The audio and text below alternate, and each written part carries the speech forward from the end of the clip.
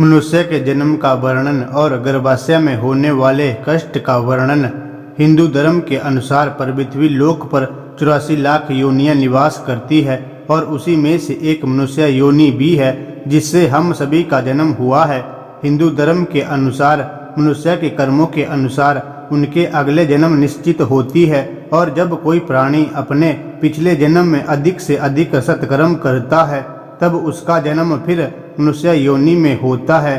कि मनुष्य किस प्रकार जन्म लेता है। मनुष्य के जन्म का वर्णन श्रीमद् भगवत पुराण के अनुसार जब भी कोई प्राणी मृत्यु के बाद मनुष्य योनि में जन्म लेता है तो वे सबसे पहले ईश्वर द्वारा निश्चित पुरुष के वीर्यकरण के रूप में स्त्री के उदर में प्रवेश करता है। वहाँ वे एक रात्रि में स्त्री के रज्ज में मिलकर एक हो जाता है, फिर 5 रात्रि में छोटे कण का रूप हो जाता है, उसके बाद अंडे के रूप में परिवर्तित हो जाता है। इसी तरह 1 महीने में उनके सर निकल आते हैं, 2 मास में हाथ पांव आदि अंगों का निर्माण हो जाता है और 3 मास में नाखून त्वचा अस्थि स्त्री पुरुष के चिन्ह तथा अन्य छिद्र उत्पन्न हो जाता है और फिर 4 मास में उसमें मांस उत्पन्न होने लगता है। फिर 5वें महीने में गर्भ में पल रहे शिशु को भूख प्यास लगने लगती है और 6ठे मास में झिल्ली से लिपट कर कोख में घूमने लगता है। उस समय माता के द्वारा ग्रहण किए गए अन्न जल आदि से उस बच्चे की भूख मिटने लगती है। वह सुकुमार तो होता ही है। जब वहाँ के भूखे कीड़े उन्हें नोचते हैं तब अत्यंत क्लेश के कारण वे क्षण क्षण में अचेत हो जाता है। इतना ही नहीं, माता के खाए हुए कड़वे तीखे गर्म नमकीन रूखे खट्टे आदि पदार्थों का स्पर्श होने से उनके शरीर में पीड़ा होने लगती है। वह जीव माता के गर्भाशय में झिल्ली से लिपटा हुआ आंतों से गिरा रहता है। उसका सर पीठ की ओर और पीठ और गर्दन कुंडलाकार मुड़े रहते हैं। माता के गर्भ में मनुष्य पिंजरे में बंद पक्षी की भांति पराधीन एवं अंगों को हिलाने डुलाने में भी असमर्थ रहता है।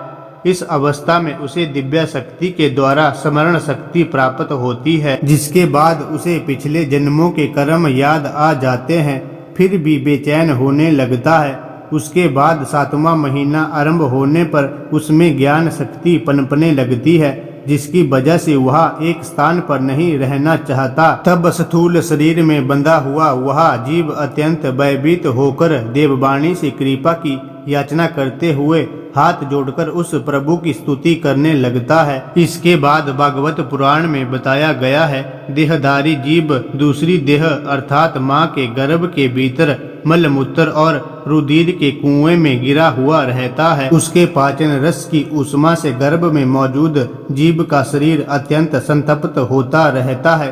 इन कष्टों के बारे में सोचते हुए जीव गर्भ से बाहर निकलने के प्रबल इच्छा लिए भगवान से प्रार्थना कर रहा होता है कि हे भगवान, मुझे यहाँ से कब निकाला जाएगा। फिर गर्भ में मौजूद मनुष्य सोचता है कि पशु पक्षी आदि अन्य जीव तो अपनी मूढ़ बुद्धि के अनुसार अपने शरीर में होने वाले सुख दुख आदि का अनुभव करते हैं, किंतु भगवान मैं तो आपकी कृपा से साधना संपन्न शरीर से युक्त हुआ हूँ, अतः आपकी दी हुई विवेक बुद्धि से अपने शरीर के बाहर और भीतर अहंकार रूपी आत्मा का अनुभव करता हूँ।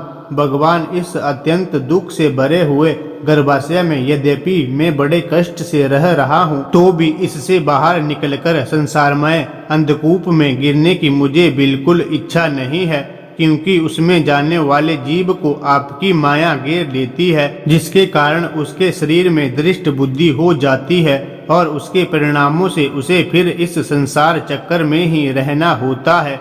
इसलिए वे भगवान से बार बार विनती करता रहता है कि उसके कष्ट से और इस संसार की मोह माया से जल्द मुक्ति दे।